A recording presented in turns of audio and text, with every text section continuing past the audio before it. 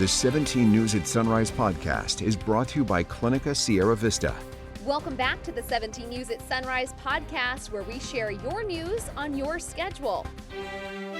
Working in the spirit of the Golden Empire, this is 17 News at Sunrise. Good morning, everyone. It's 5 a.m. Thanks for waking up with us. I'm Maddie Jansen alongside Alex Fisher. This morning, the race is on for a new Speaker of the House. Whomever wins the job will have a tough task of unifying the party after Bakersfield Congressman Kevin McCarthy was ousted 2 days ago. There's little time to waste as lawmakers once again face a deadline for avoiding a government shutdown. NBC's Bree Jackson is in Washington this morning with the very latest. The search for a new Speaker of the House is underway, with several GOP members jumping into the race. I feel like I can unite the conservative voters across the country and reach out to the moderates in our conference. And this is really important that we get this right. Their bid comes after Tuesday's historic ousting of Kevin McCarthy. Senate Minority Leader Mitch McConnell now urges McCarthy's successor to get rid of the current rule that cost him the Speaker's gavel. It allows a single member to force a vote on the position. I think it makes the Speaker's job impossible. Lawmakers still have a job to do. Government funding is set to expire next month. Senate Majority Leader Chuck Schumer warns of a new shutdown threat and other consequences if there's not an elected Speaker in place. Until Republicans stop their infighting, the House can vote on no bills, no appropriations work can get done. President Biden encourages Republicans and Democrats to put their differences aside. More than anything, we need to change the poisonous atmosphere in Washington. You know, we have strong disagreements, but we need to stop seeing each other as enemies. A vote on the top job in the House is expected next week. House Republicans are set to have an internal election on October 11th, where they'll decide who to nominate for the next Speaker of the House. In Washington, Bree Jackson, NBC News. Crime Watch this morning, nearly 24 people have been arrested in a local blitz operation.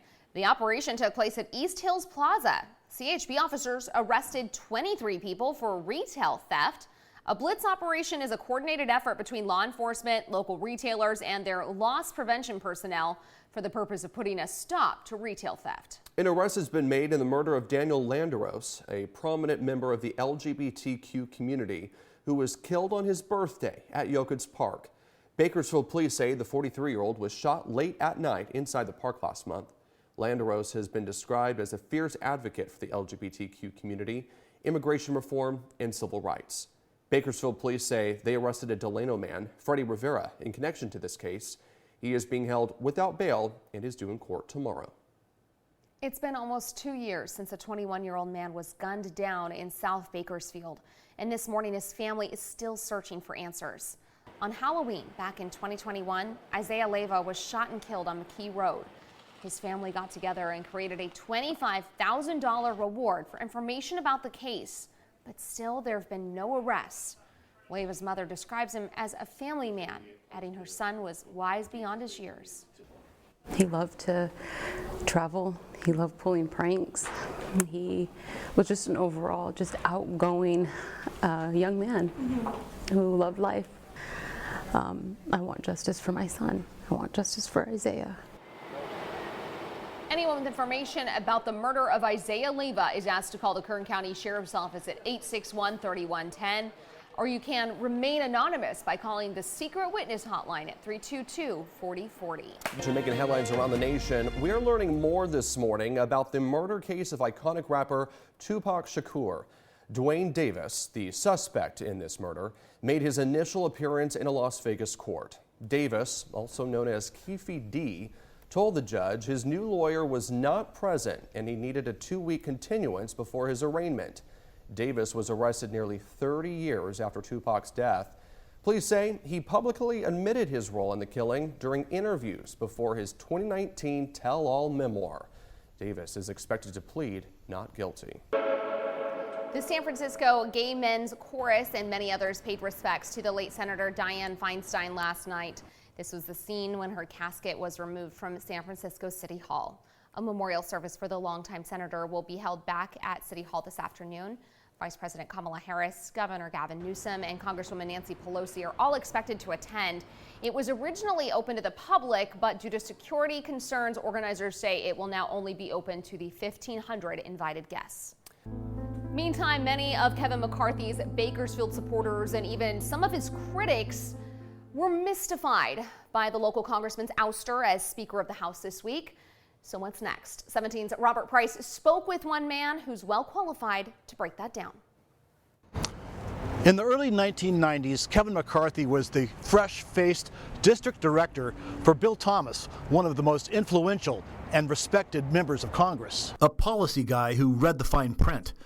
When Thomas retired in 2007, after 28 years in Congress, he essentially handed the reins to McCarthy, a popular homegrown figure long regarded as Thomas's heir apparent. McCarthy, a peerless fundraiser and team builder, saw his star rise quickly in Washington. But over time, Washington changed, or at least the Republican Party did, and as McCarthy, who'd long made it clear he aspired to become Speaker of the House, aligned himself with his party's far-right wing, the Crazy Town Caucus, as former GOP Speaker John Boehner called it, the gulf between McCarthy and Thomas, his one-time mentor, widened. Just a few hours after McCarthy was voted out as Speaker, having negotiated away his job security during the course of his protracted 15-ballot election to the speakership 9 months ago, Thomas stopped by KGET Studios to explain what happened and why. As he saw it, Thomas suggested McCarthy's all-consuming desire to be Speaker might have been his undoing. If you try to get elected Speaker, not on the 1st, not on the 5th, not on the 10th, not on the 14th, you really want to be Speaker. And the problem is a little thing in front of your desk that says Speaker. And that's all you have left is to hang on to the title, because you gave away all of the tools that you can use to get people to be part of the quote-unquote team. It's not available.